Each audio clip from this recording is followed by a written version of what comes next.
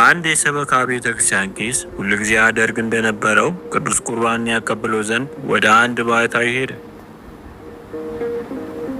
ነገር ግን አንድ ቀን ወደዚህ ባህታዊ የሆነ ሰው ሂዶ ስለ ካህኑ ኃጢአተኝነት ነግሮ ስለነበር ያ ካህን ቅዱስ ቁርባን ሊያቀብለው በመጣ ጊዜ በሰማው ነገር የተነካው ያ ባህታዊ ካህኑ እንዲገባ አልፈቀደለትም። ስለዚህ ያም ካህን ተመለሰ። ያን ጊዜ ወደ ባህታዊው ሰዎች የፈራጅነት ስልጣኔ ከእኔ ቀምተው ወስደውብኛል የሚል ድምፅ መጣለት። ያ ባህታዊ ተመስጦ በመሰለ ሁኔታ ውስጥ ሆነና በወርቅ ጉድጓድ ውስጥ የውሃ መቅጃ ማሰሮ እንዲሁም የሚሳብበት ገመድ ሁሉም የወርቅ ሆኖ በዛ ውስጥ ጥራቱ እጅግ ልዩ የሆነ ውሃ ተመለከተ። ከዛ የወርቅ ጉድጓድ ውስጥ በወርቅ መቅጃ የተቀዳውን ውሃ አንድ ቁሽሽ ያለ ሰውዬ ሳበስ ሲያወጣና ሲያፈሰው አየ። እርሱም ከዚያ ውሃ ሊጠጣ በጣም ፈለገ። ሆኖም ግን ውሃውን እየሳበ የሚያወጣው ሰው ቁሽሽ ያለ በመሆኑ ተጸየፈ። እንደገና እንዲህ የሚል ድምፅ መጣለት፣ ውሃውን የማስጠጣው ለምንድን ነው? ከጉድጓዱ የሚያወጣው ንጹሕ ያልሆነ ሰው ቢሆን ምን ችግር አለው? ጉድጓዱም መቅጃውም መሳቢያውም ገመድም ሁሉም የወርቅ ነው። እርሱ ያደረገው ስቦ ማውጣት ብቻ ነውና። በዚህ ጊዜ ወደ ራሱ ተመልሶ የዚህን ራእይ ትርጉም አስቦ ወደዛ ካህን ላከበትና ሁልጊዜ ያደርግ እንደነበረው ቅዱስ ቁርባን በእርሱ አማካኝነት የተቀበለ ኖረ። አንተ ንጹሕ ብትሆን በአመንዝራው ላይ አትፍረድበት፣ አለበለዚያ አንተም እንደ እርሱ ሕግን አፍራሽ በደለኛ ትሆናለህ። ምክንያቱም አታመንዝር ያለ እርሱ አትፍረድም ብሏልና።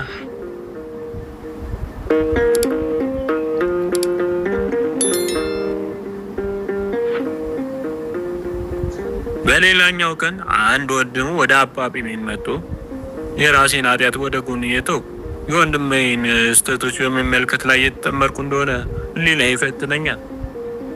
አረጋዊውም ይህን ሲያዳምጥ ከቆየ በኋላ ስለ አባ ዲዮስቆሮስ የሚከተለውን ታሪክ ነገረው። በበዓቱ ሆኖ በራሱ ላይ ያለቅስ ነበር። ረዱ ወደ እርሱ ሲመጣ እንዲያምርሮ ሲያለቅስ ቢያገኘው አባ የምታለቅሰው ለምንድን ነው አለው። እርሱም የማለቅሰው በራሴ ኃጢአት ነው። በዚህ ጊዜ ረዱ መለሰና አባ አንተ እኮ ምንም ኃጢአት የለብህም። አባ ዲዮስቆሮስም ልጄ በእውነቱ ከሆነ ኃጢአቴን ማየት ብችል ኖሮ 3 እና 4 ሰዎች እንኳን ስለ እኔ ኃጢአት ለማልቀስ አይበቁም ነበር። አንድ ወንድም ወደ አባ ጲሜን መጥቶ እንዲህ አለው፣ ወንድሜ ኃጢአት ሲሰራ ባየው ይህን በተመለከተ ምንም ነገር አለማለት ትክክል ነውን? አባ ጲሜንም እንዲህ አለው፣ እኛ የወንድማችን ኃጢአት ስንሸፍን እግዚአብሔር የእኛን ኃጢአት ይሸፍንልናል። ስለ ወንድማችን ኃጢአት ለሌሎች ሰዎች ከተናገርን ግን እግዚአብሔር በእኛ ላይም እንዲሁ ያደርግብናል።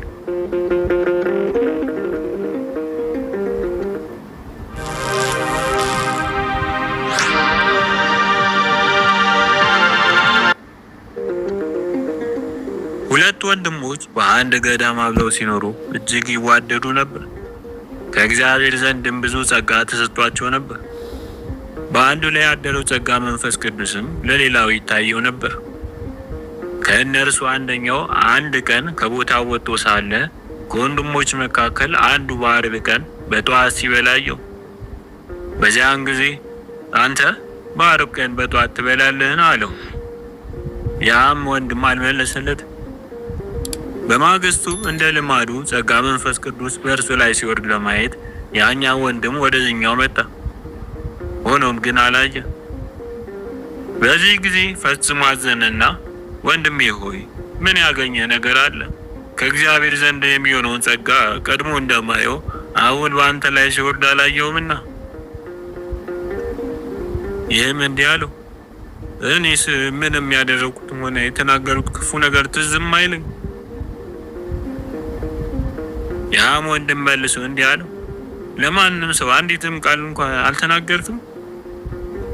በዚህ ጊዜ ወንድም ትዝ አለውና አዎ ትናንትና ከሐዋ አንዱ በጠዋት ሲበላይቸው በዓርቡ ምድር እንዴት በጠዋት ትበላለህ ብየዋለሁ። ኃጢአቴ ይህ ነው። ነገር ግን ከእኔ ጋር 2 ሳምንት አብረኝ ድከም፣ እግዚአብሔር ኃጢአቴን ይቅር ይለኝ ዘንድ ለምንልኝ። ሁለቱም እንዲሁ አደረጉ። ከሁለት ሳምንት በኋላ ያኛው ወንድም እንደ ቀድሞ ጸጋ እግዚአብሔር ተመልሶለት አየ። ሁለቱም እርስ በርስ ተጽናኑ፣ ደስም አላቸው፣ እግዚአብሔርንም አመሰገኑ። አንድ ወንድም በደለና ካህኑ ከቤተ ክርስቲያን እንዲወጣ አዘዘው። በዚህ ጊዜ አባ ቢሳሪዮንም ተነሳና እኔም እንጂ ኃጢአተኛ ነኝ ብሎ ከዛ ወንድም ጋር አብሮት ወጣ።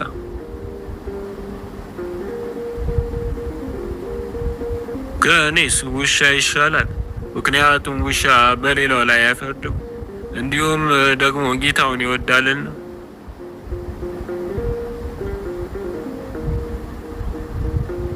ሰነፍና ሐኬተኛ የነበረ አንድ መነኩሴ ነበር።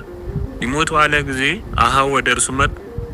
ከመካከላችሁም አንዱ አረጋዊ የዚህ መነኩሴ ነፍስ ያለ ጻር ሴት ሆና ደስ እያላት ተመለከታት። አረጋዊው በምንኩስና ሕይወት እንዳልደከምክ እናውቃለን። አሁን እንዴት በደስታ ወደ ክርስቶስ ልትሄድ ቻልክ? እርሱም እንዲህ አለው፣ አዎ አባ፣ ያልከው እውነት ነው። ነገር ግን ከመነኩስ ጀምሮ በደለኛ ሰው አላማውም። ሰውንም አንድ ቀን እንኳን ሞልቼ ተቀይሜ አላውቅም። ጌታዬን ክርስቶስንም አንተ አትፍረዱ ብለሃልና ይቅር ትባሉም ዘንድ ይቅር በሉ ብለሃልና አለዋለሁ። አረጋዊውም ያለ ድካም ድነሃልና በሰላም ሂድ አለው።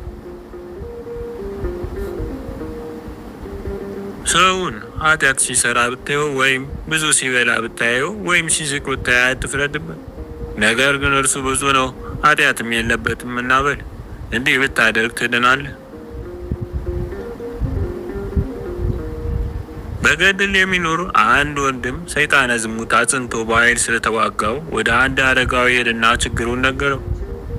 አረጋዊው ግን አንተ ለዚህ ቆብ ያልተገባ ደካማ ፍጥረት እንዴት መነኩሴ ሆነ እንደዚህ ያለ ነገር ታስባለህ?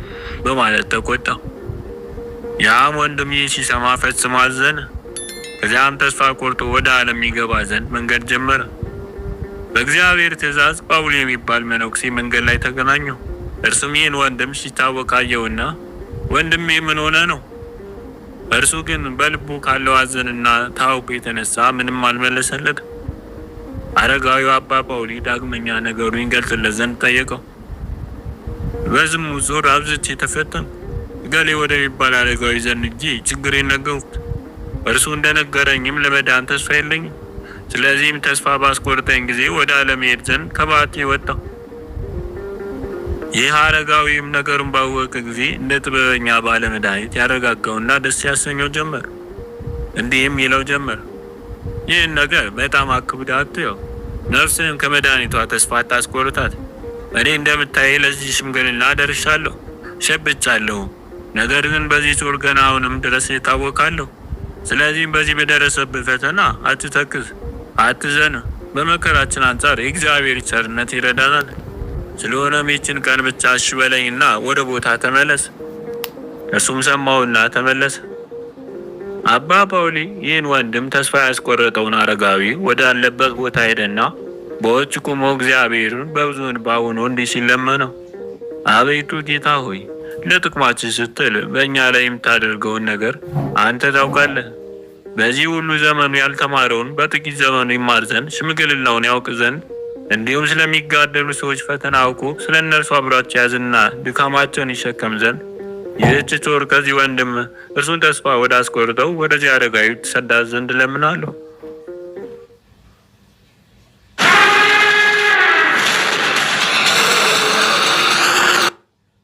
እርሱን ተስፋ ወደ አስቆርጠው ወደዚህ አረጋዊ ትሰዳት ዘንድ እለምናለሁ።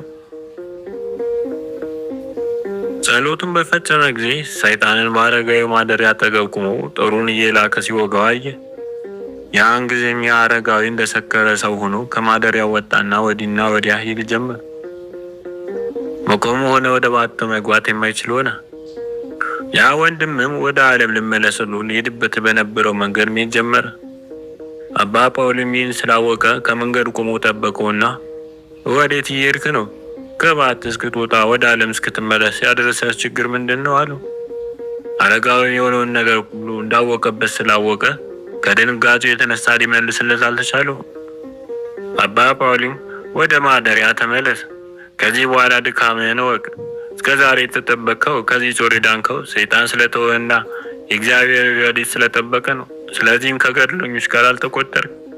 ይህ ፈተና አንድ ቀን እንኳን መታገስ አልቻልክምና አሁን የደረሰብህም ከሁላችን የሸሸ አንድ ወጣት ወደ አንተ ቢመጣ እርሱን በመርዳትና ለገድሉ የሚጠቅመውን ነገር በማድረግ ፋንታ ተስፋ አስቆርጠህ ሰደድከው።